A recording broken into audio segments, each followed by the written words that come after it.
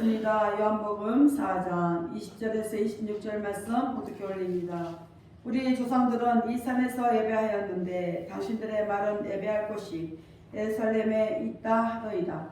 예수께서 가라사대 여자여 내 말을 믿으라. 이 산에서도 말고 예루살렘에서도 말고 너희가 아버지께 예배할 때가 이르리라. 너희는 알지 못하는 것을 예배하고 우리는 아는 것을 예배하노니 이는 구원이 유대인에게서 남이니라. 아버지께 참으로 예배하는 자들은 신령과 진정으로 예배할 때가 오나니 곧 이때라. 아버지께서는 이렇게 자기에게 예배하는 자들을 찾으시느니라. 하나님은 영이시니 예배하는 자가 신령과 진정으로 예배할지니라. 여자가 가로되 메시아 곧 그리스도라 하는 이가 오실 줄 내가 아노니 그가 오시면 모든 것을 우리에게 구하시리이다.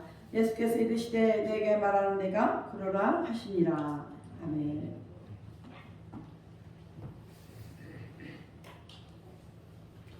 기도합니다. 할렐루야. 하나님 감사합니다. 오늘도 아버지 함께하여 주심을 감사합니다. 성령 강림절 성령이 이 땅에 오심을 감사하며 하나님께 영광을 올려드립니다. 오늘 우리가 예배하는 이 자리 성령을 임재하여 주옵소서. 우리의 몸과 마음을 하나님께 드립니다. 하나님 은총을 내려 주옵소서. 오늘 종이 요한복음 4장 20절로 26절 말씀을 가지고 예배하는 자들이라는 내용으로 거룩하신 하나님 말씀을 선포하려고 합니다.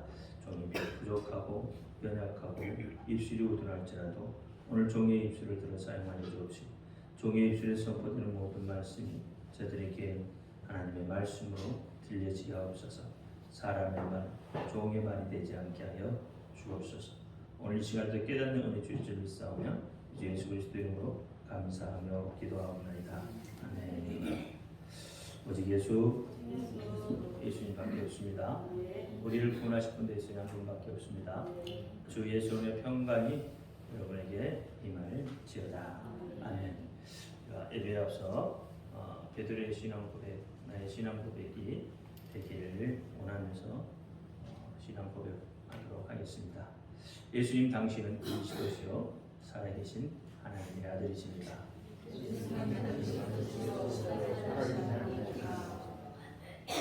예수님 당신은 나의 구세주, 나의 전부이십니다. 아멘. 오늘이 무슨 주일이라고 했죠? 성령 강림절. 성령 강림절이 뭐죠? 성령이 마가다락방에 처음 임하실 때 교회의 시작이 되는 때가 바로 성령 강림절입니다. 2000년 전에 성령께서 이 땅에 오셔서 여러분이 어느 방향으로 가야 할지 인도하시는 분, 그분이 성령님이십니다. 성령님이 하시는 일은 예수를 그리스도라 이렇게 증거하는 일을 성령께서 하시는 거예요. 이거 오늘 여러분이 예배하고 있잖아요, 그죠? 오늘 예배하는 것도 역시 성령께서 인도하셔야만 여러분 그 예배에 성공을 할 수가 있게 되는 거예요. 예배에 실패한다는 것은 성령의 인도함을 받지 못하는 거죠. 그러니까 예배 시간에 다른 것 생각하고 있는 거예요. 제가 2주에 걸쳐서 예배하는 자들에 대해서 말씀을 드렸어요. 그래서 예배가 얼마나 중요한가, 예배의 당위성에서 또 하나님이 찾으시고 하나님이 기뻐하시는 자들이 누구인가, 그것을 말씀을 드렸습니다. 하나님이 기뻐하시고 하나님이 찾으시는 자는 누구라고요? 예배하는 자예요. 예배하는 자. 그러니까 예배를 통해서 누구를 만나요? 하나님을 만나는 거예요.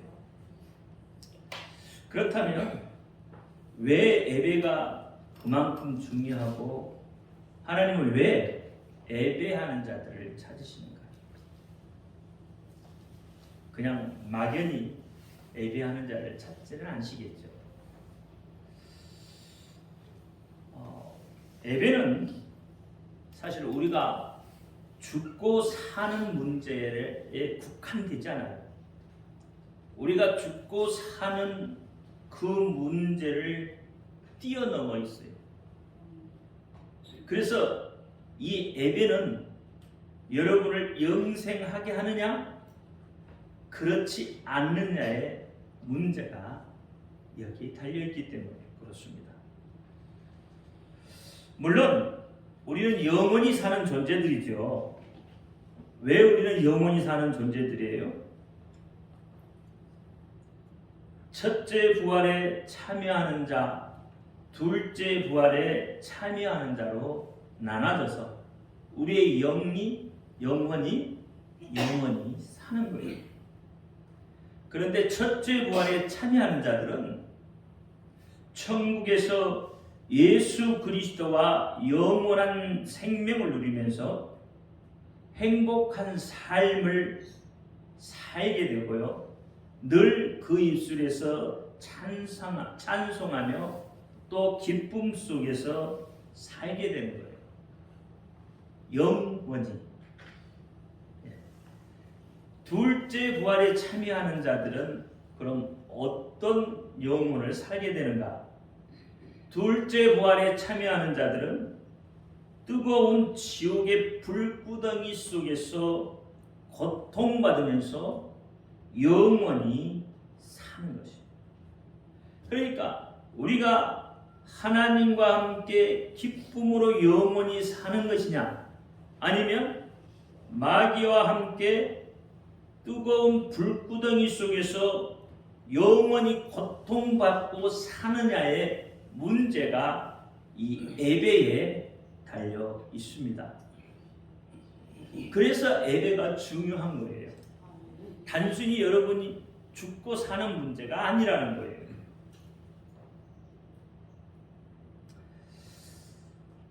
여러분은 어느 곳에서 영생하고 싶어요? 어느 곳에서 영원히 살고 싶느냐 이 말이에요. 뭐 두말할 필요 없죠. 천국에서 살고 싶으시죠. 그렇죠? 하나님과 영원히 기쁨을 누리면서 하나님을 찬양하면서 하나님께 영광만 올려드리며 그렇게 살고 싶으실 거예요. 그렇다면 예배에 성공을 하셔야 합니다.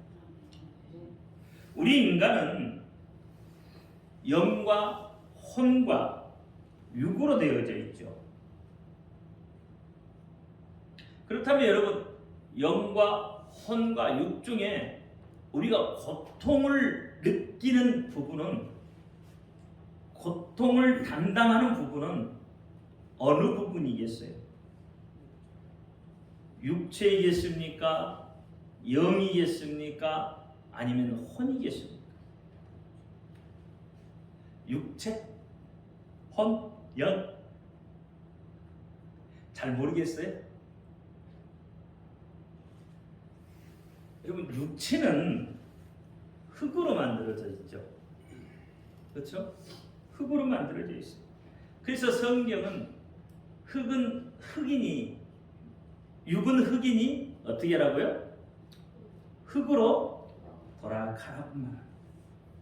이 창세기 3장 19절에 내가 얼굴에 땀이 흘려야 식물을 먹고 필경은 흙으로 돌아가려니 그 속에서 내가 취함을 입었습니다.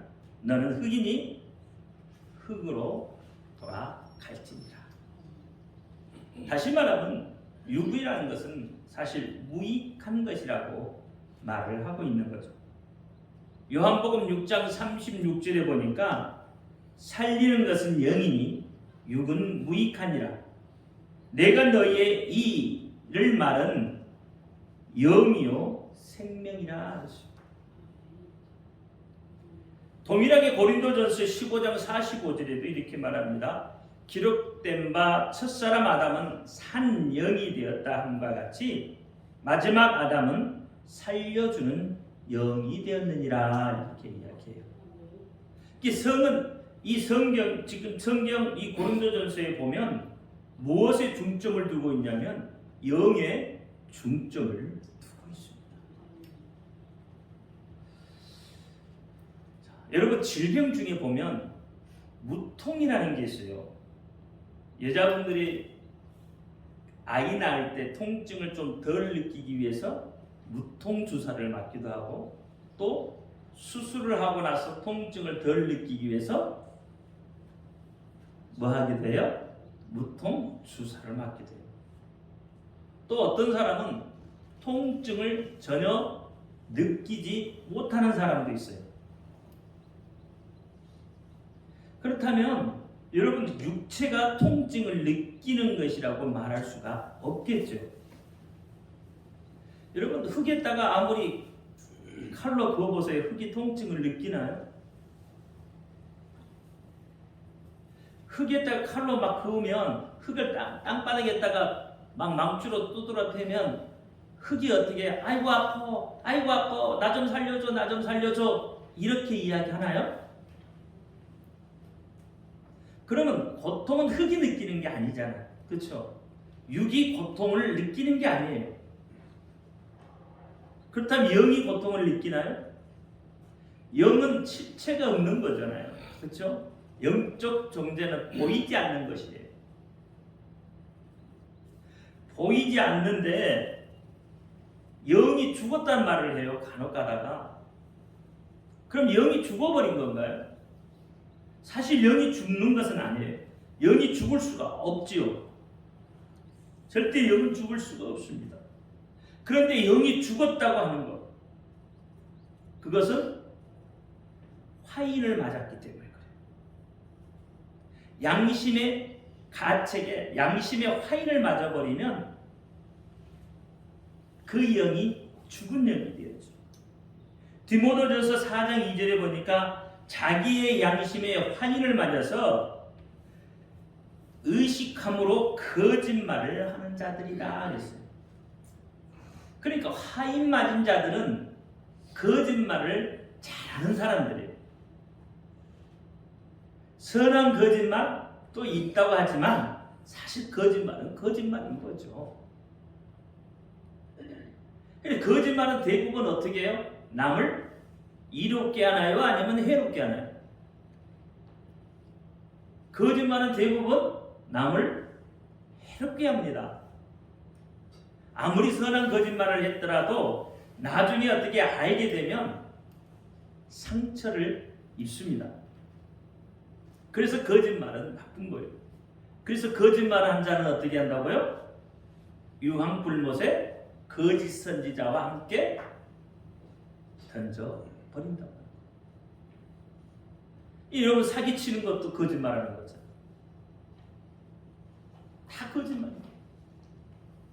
근데 거짓말을 하고도 어떻게 해요? 양심에 가책이 없어요.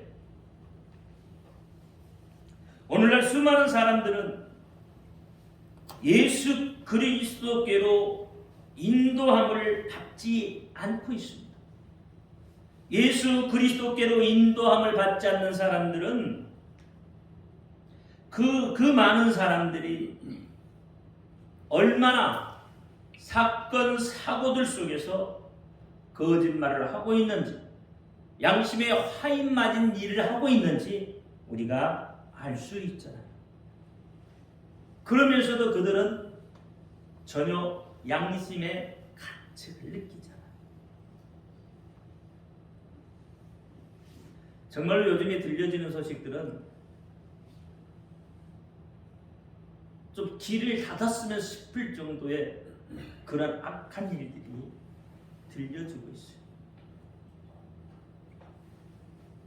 뭐 미국 같은 데는 총기 사건으로 해서 초등학생이 어떻게 해요? 중학생 박된 초등학생들이 총기 난사에서 19명 죽고 교사 2명 죽고 20명, 그리고도 또 사고가 일어나요. 그들이 양심의 가책이 없는 거예요. 그 양심이 화인 맞은 거예요.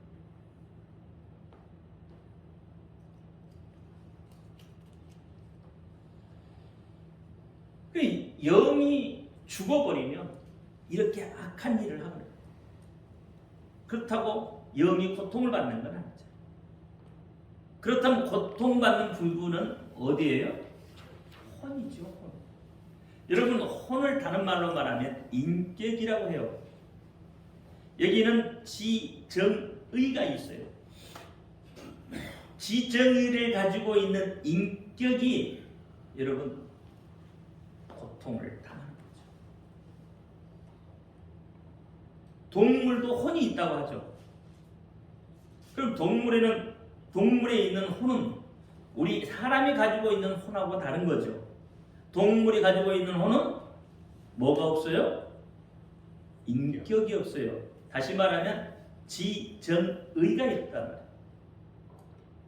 동물은 그저 먹을 것에 반응하고, 그렇죠? 반응하는 수준에 끝나는 거예요. 그러니까 우리가 알고 있는 동물의 혼과 사람의 혼은 그 근본 자체가 다르다는 거예요. 그렇다면 자, 하나님이 창세기 2장 7절에 뭐라고 했었죠? 여호와 하나님께서 흙으로 사람을 지으시고 그 코에 생기를 불어넣으시니 생명이 되었다라고 이야기하잖아요. 그렇죠? 그러면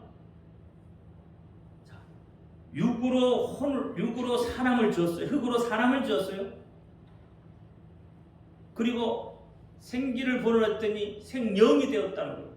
그러면 혼은 어디서 생깁니까? 혼은. 자, 어쨌든 하나님께서 사람을 만드는 그 과정 속에 혼이라는 게 생겨나게 된 거죠. 그렇다고 해서 혼과 영이 분리되지는 않습니다. 육은 분리가 돼요.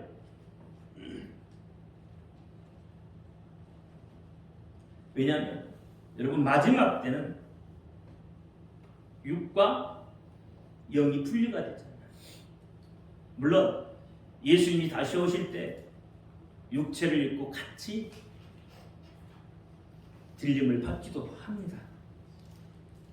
그러나 여러분 고통을 느끼는 부분은 혼이 담당하고 있습니다. 혼이 기쁨을 느끼고 혼이 행복을 느끼고 혼이 불행도 느끼고 고통도 느끼는 것.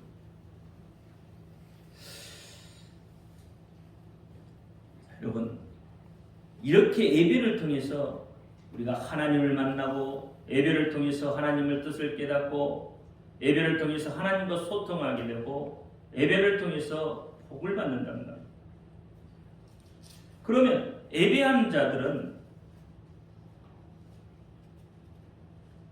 하나님을 아는 영이 있어요.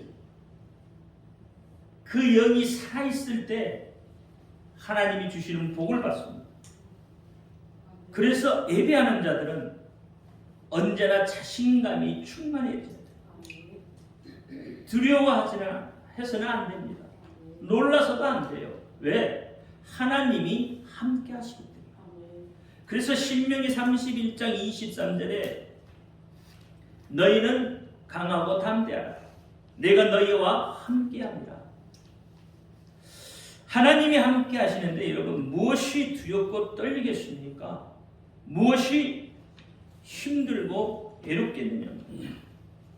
하나님이 함께 하시는데 어떤 고난이 어떤 역경이 나를 무너지게 하겠느냐는 거죠. 하나님은 여러분을 놀라게도 하지 아니하고 무서워하지도 않게 만드십니다. 그러기 위해서 하나님께서 내 속으로 들어오시겠다고 말씀하십니다. 동행하는 것을 뛰어넘어서 내 속으로 아예 들어오시겠다고 하나님이 말씀을 하는 거예요. 구약에서는 에녹과 하나님이 동행하셨다고 했어요. 동행만 해도요, 여러분 살아있는 채로 하나님 앞에 들림을 받습니다. 하물며 그 하나님이 내 속에 들어오셔서 나와 함께 하시겠다는, 나하고 하나가 되시겠다고 하는 것입니다. 여러분, 이 말씀이 사실 믿어져야 하는 거예요. 이 말씀이 믿어져야 여러분 하나님의 영광을 볼 수가 있게 되는 거예요.